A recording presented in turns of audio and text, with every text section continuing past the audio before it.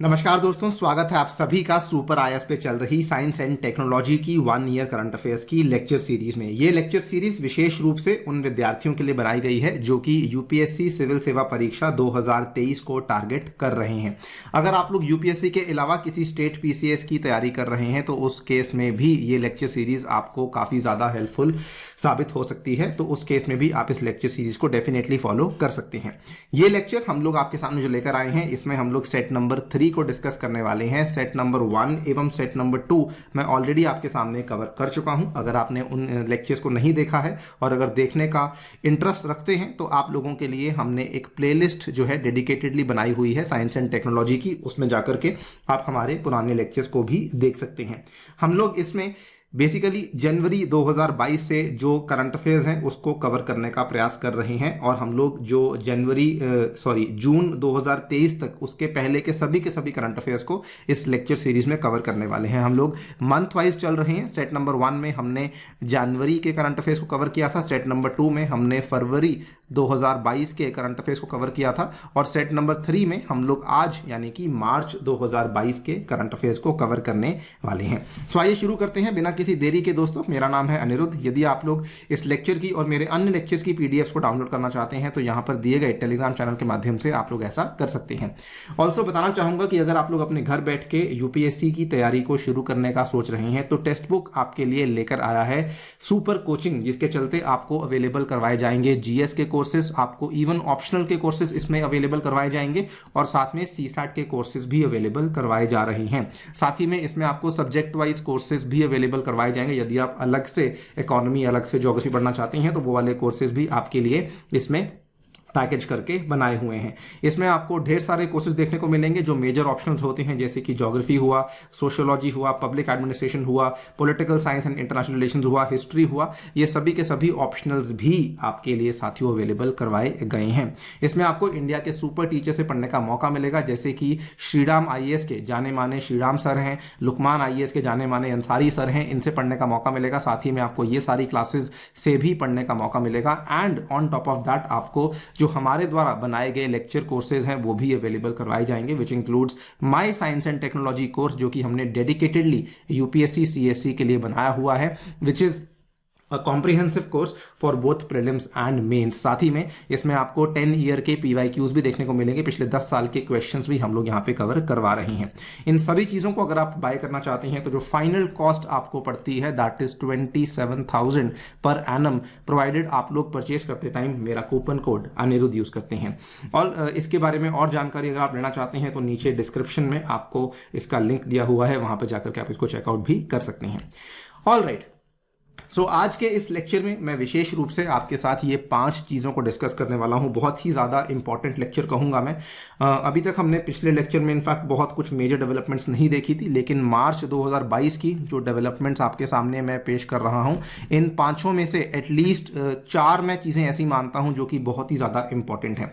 Number 1 that is the Netra project. ये इसरो के द्वारा शुरू किया गया है। बेसिकली स्पेस में जो डेब्रिस होता है, जो मलबा होता है, उसको ट्रैक करने के लिए एक नया यहाँ पे प्रोजेक्ट शुरू किया गया है इसरो के द्वारा, जिसका एक फुल फॉर्म है that is network for space objects tracking and analysis project. इसके बाद एक सैटेलाइट है जिसका नाम है GSAT-7B सैटेलाइट। देखने में लगता है कि ये कम्युनिकेशन सैटेलाइट है, तो एक्चुअली में है भी कम्युनिकेशन सैटेलाइट, लेकिन ये जो कम्युनिकेशन सैटेलाइट है ये हमारी मिलिट्री के लिए लॉन्च की जाने वाली है। तो इसको लेकर ऑलरेडी जो पूरा का पूरा डिफेंस प्रोक्योरमेंट का प्रोसीजर है वो शुरू हो चुका है, एंड इसका जो लॉन्चिंग है वो अभी 2-3 साल के बाद होगा। लेकिन ये सैटेलाइट को लेकर क्योंकि अब सारे के सारे अप्रूवल्स दे दिए गए हैं तो इसके बारे में जानकारी लेना आवश्यक हो जाता है। साथ ही में GSAT-7 और GSAT-7A के बारे में भी आपको जानकारी अवेलेबल करवाई जाएगी। तो ये एक बहुत बड़ा डेवलपमेंट है क्योंकि मिलिट्री के लिए हमने कम्युनिकेशन सैटेलाइट को लॉन्च करना है। नेक्स्ट है मैनपैड्स, जो कि आपको मालूम होगा रशिया यूक्रेन में जो सिचुएशन चल रही है तो वहां पर जो man portable air defence system है वो बहुत ज़्यादा सुर्खियों में चल रहे हैं। बहुत सारे पश्चिमी देशों के द्वारा, यूरोपियन यूनियन के द्वारा यूक्रेन को भारी मात्रा में मैनपैड्स को अवेलेबल करवाया गया है, सो दैट वो रशिया से आने वाली जो मिसाइलें हैं जो यूक्रेन पे दागी हुई हैं उनसे बच सकें, उनसे अपने आप का डिफेंस कर सकें। उसके लिए मैनपैड्स का इस्तेमाल किया जाता है। तो इसके बारे में भी चर्चा करेंगे किस तरीके से ये काम करते हैं। और इसकी क्या क्या विशेषताएं होती हैं। Then there are kamikaze drones, जो कि अगेन यहाँ पे रशिया यूक्रेन वॉर के सिचुएशन में ही संबंध में हम लोग देखते हैं कि ये ड्रोन्स जो है बहुत ही विशेष टाइप के ड्रोन्स होते हैं, जो कि अगेन यूएसए के द्वारा भेजे गए हैं यूक्रेन में, तो इसके बारे में चर्चा भी करी जाएगी। And finally I will speak to you about the WHO global centre for traditional medicine in India. ये भी एक बहुत बड़ी खबर है। तो जो ट्रेडिशनल मेडिसिन होता है, जिसको कि हम लोग पॉपुलरली आयुष के नाम से जानते हैं, आयुष एंड साओ रिगपा के नाम से बेसिकली जानते हैं, ये वाला जो ट्रेडिशनल मेडिसिन का यहाँ पे होता है, इसके लिए एक ग्लोबल सेंटर ओपन किया गया है।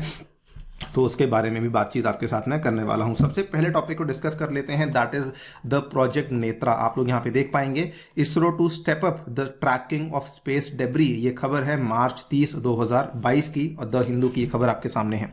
सो नेत्रा प्रोजेक्ट के तहत ISRO is building up its orbital debris tracking capability by deploying new radars and optical telescopes. पहले तो आप ये देखिए कि नेत्रा की फुल फॉर्म है।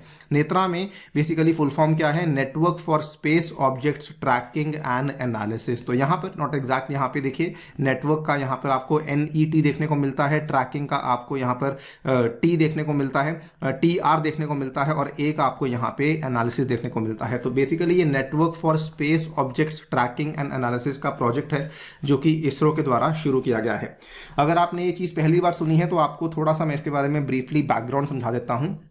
देखिए, जब से मनुष्य ने स्पेस में एक्सप्लोरेशन करने की शुरुआत करी है, तब से हमने ढेर सारी सैटेलाइट्स, ढेर सारे मिशंस हैं जिनको कि हमने अंतरिक्ष में लॉन्च किया हुआ है, राइट। तो जो हमने पिछले 50-60 सालों में जितने भी सैटेलाइट्स वगैरह को लॉन्च किया है, जो सैटेलाइट्स अभी इस्तेमाल नहीं भी हो रही हैं, और बहुत सारी चीज़ें ऐसी हैं जो कि अब एकदम आउटडेट हो चुकी हैं, वो वहीं पर अभी भी अंतरिक्ष में ही घूम रही हैं। इसका डेटा भी है हमारे सामने। अगर आप देखेंगे तो डेब्रिस यानी कि जो मलबा है, उसका एक एस्टिमेट लगाया हुआ है, जो कि बोलता है कि 8400 टन्स के आसपास का total mass of all the space objects in the earth orbit.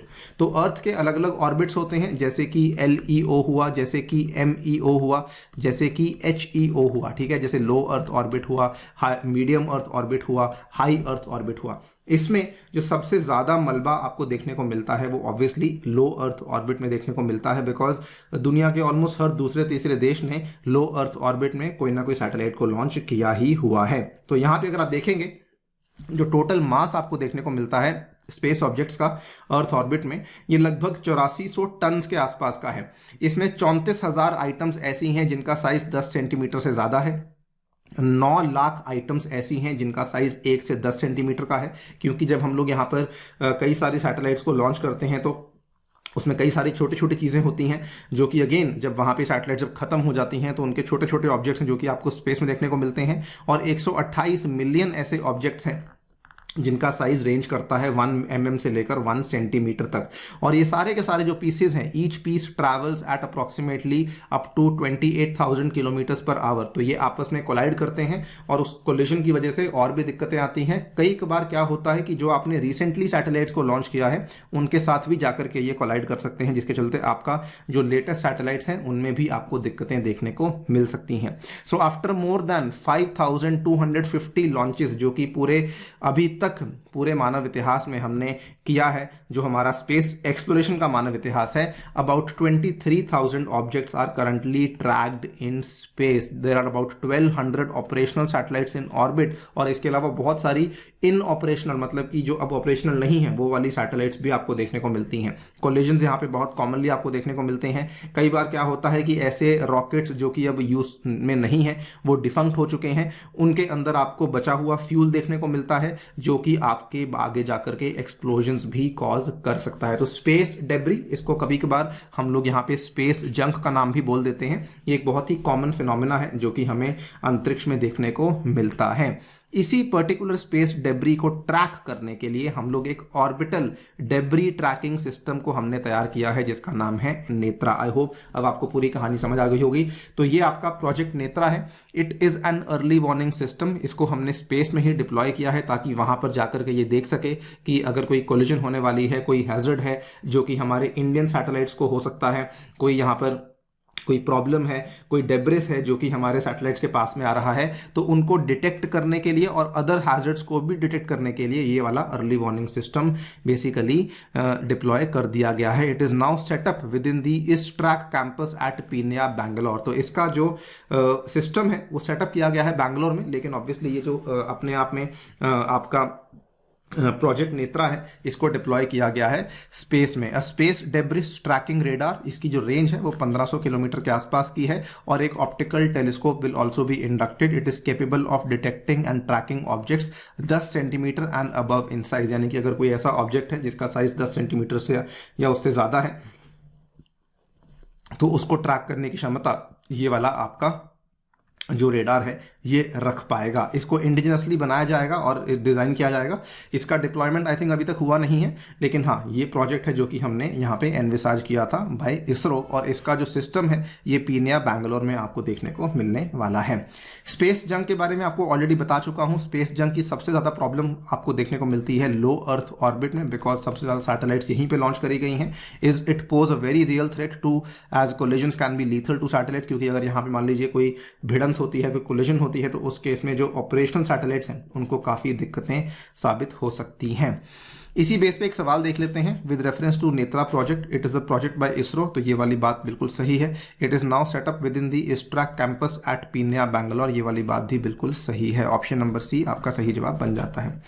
ये एक काफ़ी इमर्जिंग टॉपिक है, इसको लेके सवाल आने के चांसेस काफ़ी ज़्यादा रहते हैं। मुझे इस साल भी उम्मीद थी लेकिन नहीं पूछा गया, अगले साल डेफिनेटली ये एक हॉट टॉपिक रहेगा ही रहेगा। नेक्स्ट बात कर लेते हैं GSAT 7B सैटेलाइट के बारे में। यहाँ पर आप देख पाएंगे ये वाली खबर भी आपको मार्च 23, 2022 की देखने को मिल रही होगी। Defence acquisition council clears procurement worth ₹8,357 crore. ये वाला जो प्रोक्योरमेंट इनके द्वारा क्लियर किया गया था, इसी में इन्होंने एक एक्सेप्टेंस ऑफ नेसेसिटी को अकॉर्ड किया था for the indigenously designed developed and built GSAT 7B। आगे बढ़ने से पहले आपको सिंपली बता दूं कि इसके पहले जो हमारा GSAT 7 सीरीज का सैटेलाइट्स हैं, ये सारी की सारी सैटेलाइट्स बेसिकली हमारी कम्युनिकेशन नीड्स को पूरा करने के लिए ही बनाई गई हैं। लेकिन विशेषता ये है कि हमारी जो डिफेंस सर्विसेज हैं, हमारे जो सशस्त्र बल हैं, उनके जो हमारी कम्युनिकेशन नीड्स हैं उनको पूरा करने के लिए ये वाली GSAT 7 सीरीज की सैटेलाइट्स को बनाया गया है। GSAT सीरीज आपको मालूम होना चाहिए कि जैसे ही मैंने कहा GSAT तो ऑटोमेटिकली समझ जाइए कि ये वाली जो सैटेलाइट्स हैं इनको हम लोग जियो सिंक्रोनस ऑर्बिट्स में डालने वाले हैं। तो जियो सिंक्रोनस सैटेलाइट्स हैं जिसमें 7 सीरीज की satellites basically belong to the communication needs of the defence services. इसमें जो GSAT 7 थी वो हमने लॉन्च करी थी इंडियन नेवी के लिए। ये इसका नाम रखा गया था Rukmini. This was also India's first military satellite. जो GSAT 7A थी इसका नाम था एंग्री बर्ड, और इसको विशेष रूप से डिजाइन किया गया था इंडियन एयरफोर्स के लिए। और ये पूरा का पूरा जो आपका GSAT 7 सीरीज का सैटेलाइट है इसको डेवलप करने वाला कोई और नहीं बल्कि इसरो ही है। अब इसी के लाइंस पे आगे बढ़ते हुए GSAT 7B को हम लोग लॉन्च करने वाले हैं, अभी तक किया नहीं है, और इसको हम लोग इंडियन आर्मी के लिए डेडिकेट करने वाले हैं। यानी कि इंडियन आर्मी अपनी कम्युनिकेशन नीड्स का जो रिक्वायरमेंट है वो पूरा करेगी using this particular GSAT 7B satellite. It is proposed to be launched in the coming 2 to 3 years. ये एक state of the art multi band military grade satellite होने वाली है आर्मी के लिए। It will act as a force multiplier and fail safe communication support. सबसे बड़ा फायदा इसमें क्या होने वाला है कि अभी तक जो है इंडिया कम्युनिकेशन करने के लिए डिफेंस सर्विसेज के लिए दूसरी सैटेलाइट्स पे निर्भर करती थी।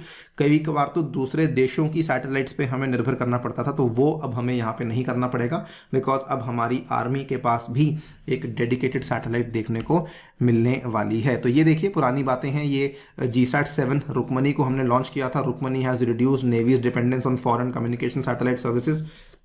इसके बाद जो आपका GSAT 7A है जिसको हमने एंग्री बर्ड का नाम दिया। GSAT 7A dubbed as Indian angry bird took off from Sriharikota December 2018 की ये वाली खबर है, ठीक है। ये हमारी इंडियन एयरफोर्स की कम्युनिकेशन नीड्स को पूरा करेगी। एंड अब जो है GSAT 7B की बातचीत चल रही है जो कि आने वाले 2-3 साल के अंदर लॉन्च हो ही जाएगी।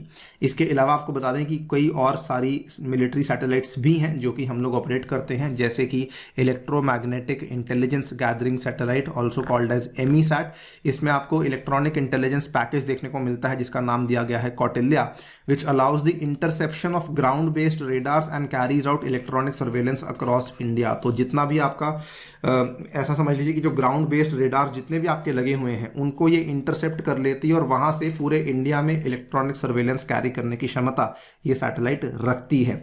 सेकेंडली रिसैट 2BR1 है, जो कि अगेन एक सैटेलाइट ऐसी है which is capable to operate in different modes including very high resolution imaging modes. तो ये वाली आपकी सैटेलाइट है, that is the RISAT 2BR1। ये आपके सामने है सैटेलाइट। इसको हमने स्पाई सैटेलाइट का नाम भी दिया था। ये इंडिया की ऑल वेदर स्पाई सैटेलाइट है।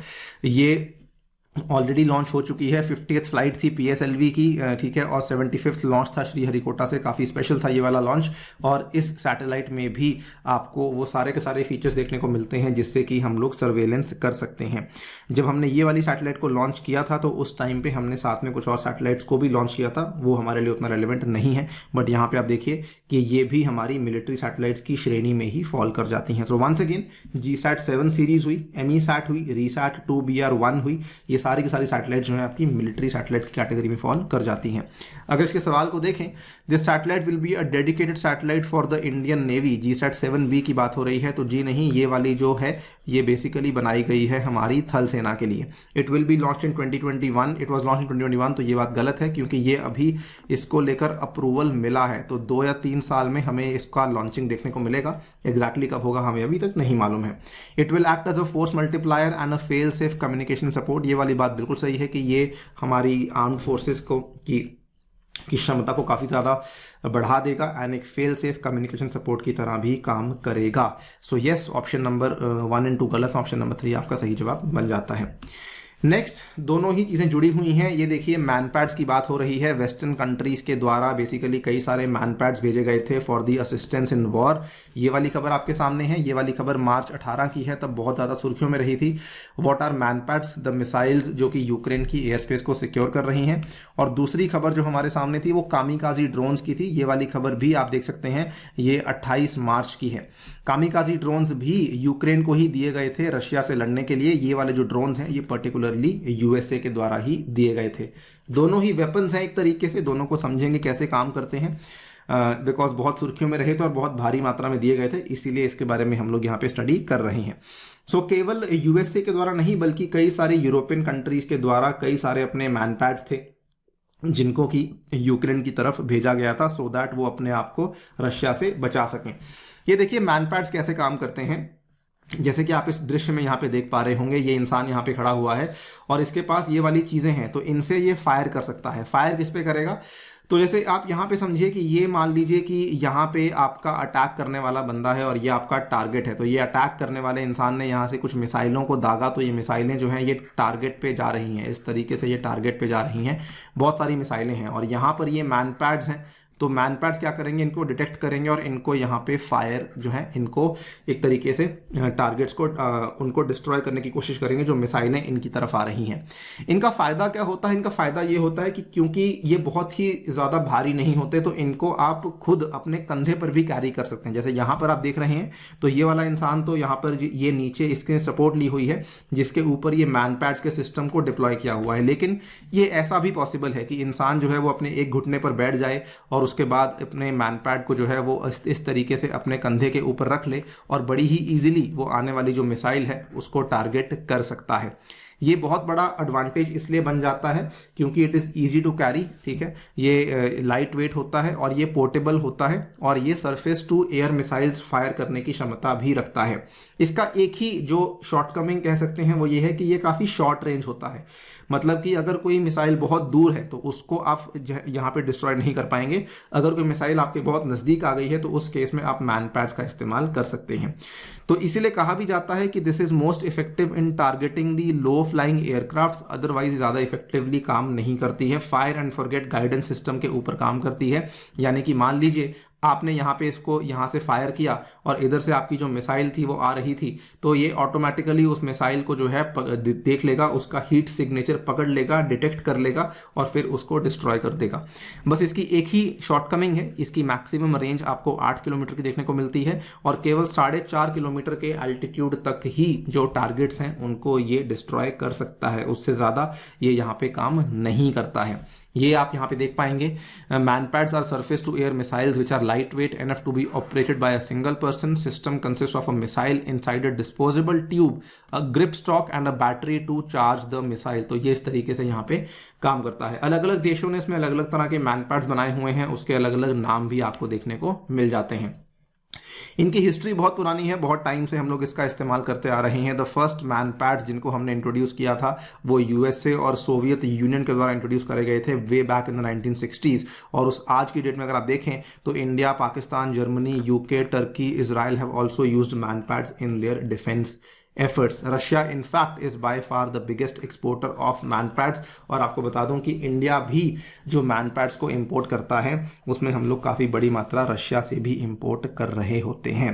सो ये कहानी है मैनपैड्स की, जो कि हमें इस साल बहुत ज़्यादा सुर्खियों में देखने को मिले because of the Russia Ukraine situation. अगर इसका सवाल देखें तो देखिए, they are short range, light weight and portable surface to air missiles. बिल्कुल सही बात है, यहाँ पर आपका मैनपैड है और सरफेस टू एयर आप भेज रहे हैं, तो ध्यान रखिए ये वाला फैक्ट बिल्कुल सही फैक्ट है।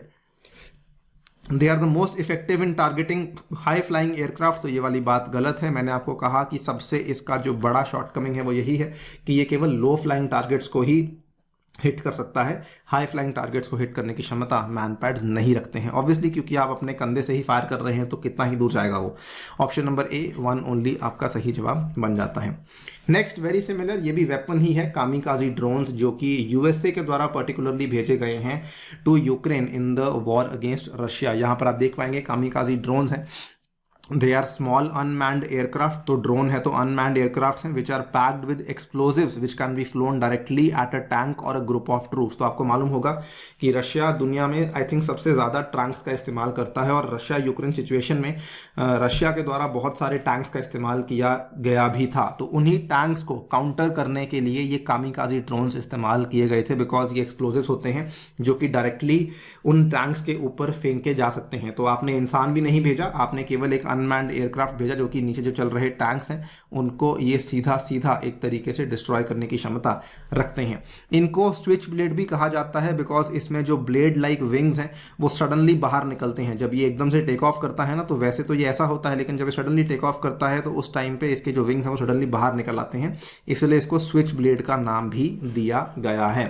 राइट, इसका वही, इसकी कैपेबिलिटीज वही हैं। It has the capability of going past traditional defences to strike its targets. क्योंकि ये अनमैन्ड है, इसको ऑपरेट करना काफ़ी इजी हो जाता है, कॉस्ट इफेक्टिव भी है, डिफिकल्ट टू डिटेक्ट है ये काफ़ी ज़्यादा। It can be program to hit targets without human intervention based on facial recognition itself. इसमें आप जो है इसी के अंदर आप ये देखिए यहाँ पे कैमरा भी लगा हुआ है, तो ये क्या करता है कि ये जो नीचे टारगेट्स होते हैं उनको फेशियल रिकग्निशन से भी डिस्ट्रॉय कर सकता है। कई बार इनफैक्ट जो हमने रिसेंटली देखा, कई सारे टेररिस्ट को यूएसए के द्वारा एलिमिनेट किया जाता है पाकिस्तान में, अफगानिस्तान में, तो उसमें कई बार ये लोग क्या करते हैं कि इन्हीं जो कैमराज में फेशियल रिकग्निशन सिस्टम का इस्तेमाल करते हुए आतंकवादियों को आइडेंटिफाई करते हैं और उनको वहाँ पे एलिमिनेट करने का प्रयास करते हैं।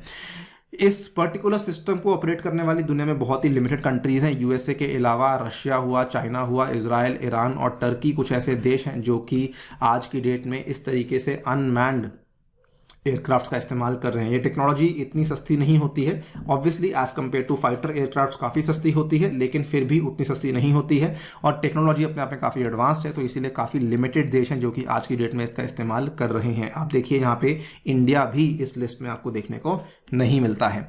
इसका सवाल देखें तो these are small unmanned aircraft which are packed with explosives. ये वाली बात जो है बिल्कुल यहाँ पे सही है। It is difficult to detect on radar and is quite expensive.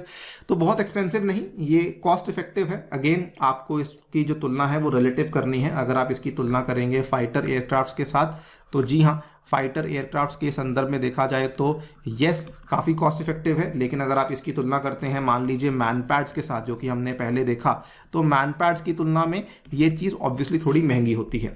सो इस स्टेटमेंट को बेटर फ्रेम किया जा सकता था कि ये अगर एयरक्राफ्ट्स को के साथ इसकी तुलना करें तो यस काफ़ी कॉस्ट इफेक्टिव है, लेकिन अगर किसी और छोटी मोटी टेक्नोलॉजी से तुलना करें तो उस केस में ये थोड़ा महंगा भी साबित हो सकता है। इन एनी केस ये आपका स्टेटमेंट यहाँ पे गलत है। Option number A, 1 only becomes your correct answer. Next है WHO के द्वारा basically global centre for traditional medicine India, इसको यहाँ पे अप्रूव किया गया है। First of its kind WHO global centre for traditional medicine GCTM in Jamnagar Gujarat was approved in March 2022. This is the only global outposted center which will function under Ministry of Ayush, और ये traditional medicine के लिए काम करेगा, not just for India बल्कि across the globe. इसका बहुत बड़ा फायदा यह है कि क्योंकि WHO इसको खुद से स्पॉन्सर कर रहा है, तो इंडिया की जो ट्रेडिशनल मेडिसिन है, जिसको कि हम लोग आयुष के नाम से जानते हैं, वो वाली ट्रेडिशनल मेडिसिन का अब जो इस्तेमाल है वो दुनिया भर में किया जाएगा। देखिए, आयुर्वेदा और योगा का इस्तेमाल तो ऑलरेडी दुनिया में बहुत सारे देशों में किया जाता है, लेकिन when it comes to naturopathy, Unani, Siddha and homeopathy and then आपका सावरिकपा, तो इनका इस्तेमाल आपको बहुत ज़्यादा जगहों पे देखने को नहीं मिलता है। सो इसी पूरे के पूरे सिस्टम को, जिसको कि आप देख सकते हैं आयुष एंड सावरिकपा, आयुष एक एक्रोनिम है। आयुष में A basically stands for Ayurveda, Y stands for yoga, N stands for इसमें N नहीं है, U स्टैंड्स फॉर यूनानी, S स्टैंड्स फॉर सिद्धा, H स्टैंड्स फॉर होम्योपैथी। ये नेचुरोपैथी और सावरिकपा जो है वो आपको अलग से देखने को मिलते हैं। तो कुल मिला के ये 7 आपको अलग अलग फील्ड्स देखने को मिलती हैं। These are all separate from allopathy. ध्यान रखिए कि ये एलोपैथी जो है उसको हम लोग मॉडर्न मेडिसिन बोलते हैं या फिर साइंस वाली जो मेडिसिन बोल देते हैं, लेकिन जो ये वाली मेडिसिन हैं ये ट्रेडिशनल मेडिसिन के क्षेत्र में आती हैं, which is AYUSH and naturopathy and Sowa Rigpa. ये वाली हेल्थ प्रैक्टिसेस को प्रमोट करने का एक तरीके से प्रयास किया जा रहा है। तो ये आप देखें तो आयुर्वेदा और योगा तो आपको इंडिया में ऑलमोस्ट बहुत कॉमनली देखने को मिलती हैं। हर किसी ने कभी ना कभी प्रैक्टिस किया होगा, कभी ना कभी कुछ ना कुछ यूज़ किया होगा। और इनफैक्ट आयुर्वेदा और योगा तो इनफैक्ट ऐसा है कि दुनिया भर में ही आजकल बहुत कॉमन हो चुकी है। लेकिन जो बाकी सिस्टम्स हैं, जैसे कि सिद्धा सिस्टम हुआ, ये मेनली आपको तमिलनाडु और केरल में देखने को मिलता है। सावरिकपा हुआ, ये मेनली आपको लेह लद्दाख में और हिमालय के कुछ इलाकों में देखने को मिलता है। अब इन चीज़ों को प्रमोट करने का अच्छा प्लेटफॉर्म मिल जाएगा, बिकॉज WHO के द्वारा ग्लोबल सेंटर बनाया गया है इंडिया में, जामनगर गुजरात में, जो कि first of its kind centre है, जिसको कि आज हम देख रहे हैं इन जामनगर गुजरात। राइट सर, इसका सवाल देख लेते हैं। It is established in Surat Gujarat, तो जी नहीं, ये जामनगर में है। Total 10 such global centres will be established in India. इस चीज को लेकर तो ये बात यहाँ पे साफ साफ गलत है, बिकॉज यहाँ पे लिखा हुआ है कि this is the only global outposted centre, और ये एक लौता ही होगा, मतलब इसके और नहीं बनने वाले हैं। एटलीस्ट अभी तक तो यही कहा गया है, आगे जाकर के हमें नहीं मालूम। तो फिलहाल तो यही है कि ये एक लौता होने वाला है, ना केवल इंडिया में बल्कि पूरी दुनिया में एक लौता ही होने वाला है। तो सेकंड यहाँ पे गलत हो जाता है, ऑप्शन नंबर डी आपका सही जवाब बन जाता है।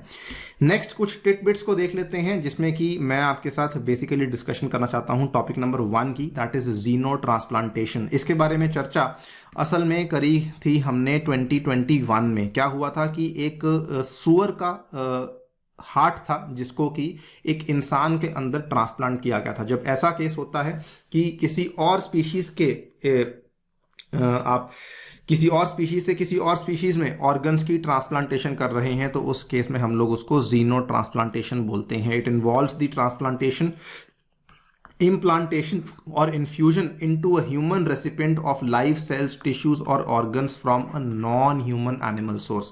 तो इसमें जो रिसीवर होता है वो ह्यूमन ही होता है, लेकिन देने वाला कोई नॉन ह्यूमन एनिमल सोर्स होता है। तो उस प्रोसेस को हम लोग जीनो ट्रांसप्लांटेशन का नाम बोल देते हैं। ये प्रोसेस किया गया था USA में, और उसमें एक पिग का हार्ट था जो कि इस्तेमाल किया गया था किसी इंसान के अंदर। लेकिन पहले तो प्रोसेस सक्सेसफुली कंप्लीट हो गया, लेकिन कुछ टाइम के बाद क्या मालूम पड़ा कि वो इंसान जो था उसकी मृत्यु हो जाती है। Person on whom xenotransplantation was done, he succumbed to death in merely 2 months। तो ये वाली खबर सामने आई थी। आपके लिए क्या इंपॉर्टेंट है कि जीनो ट्रांसप्लांटेशन बेसिकली होता क्या है। उसके बाद चंद्रयान 2 का जो चेस 2 है, it has made the first observation of distribution of argon 40 in the lunar exosphere. Chandrayaan 2 आपको मालूम होगा इंडिया का लूनर मिशन था, जो कि पार्शियली सक्सेसफुल था, जो कि मून की साउथ पोल को एक्सप्लोर करने का प्रयास कर रहा था। वहां पर उसने ऑब्जर्व किया है कि आर्गन 40 आपको मून के एक्सोस्फेयर में देखने को मिला है। आर्गन एक इनर्ट, कलरलेस और ओडरलेस नोबल गैस है। आपको मालूम होगा आर्गन इनर्ट और नोबल गैस है। आर्गन 40 एक आइसोटोप है ऑफ आर्गन का, विच originates from the radio active disintegration of potassium 40 present below the lunar surface. ये फैक्ट उतना इंपॉर्टेंट नहीं है आपके लिए, बस इतना इंपॉर्टेंट है कि आर्गन 40 जो है ये एक आइसोटोप है। इतनी चीज को प्लीज ध्यान रखिए, ठीक है। ये आर्गन 40 अपनी ओरिजिनल फॉर्म में नहीं है, ठीक है। और आर्गन की जो प्रॉपर्टीज हैं, ये एक inert, colourless and odourless noble gas है और साउथ पोल ऑफ मून में ये आप जो यहाँ पे हमारा चंद्रयान 2 गया था वहां पर इसने लूनर एग्जोस्फेयर में आर्गन 40 को डिटेक्ट किया है। तो एग्जोस्फेयर में इसकी डिटेक्शन हमें देखने को मिली है। नेक्स्ट है थर्मोबैरिक वेपन्स। ये काफी सुर्खियों में रहे थे, ये भी रशिया यूक्रेन सिचुएशन के चलते ही सुर्खियों में रहे थे, जिसमें क्या हुआ था कि रशिया के द्वारा बेसिकली इन वेपन्स का इस्तेमाल किया गया था। थर्मोबैरिक वेपन्स को एरोसोल बॉम्ब्स भी कहा जाता है, जो कि हवा में जो ऑक्सीजन होती है उसी का इस्तेमाल करता है और उसी हवा के माध्यम से ये कंबशन कर लेता है और उसके बाद ये एक बहुत ही बड़े एरिया में बहुत ज़्यादा डेवस्टेशन कॉज कर सकता है।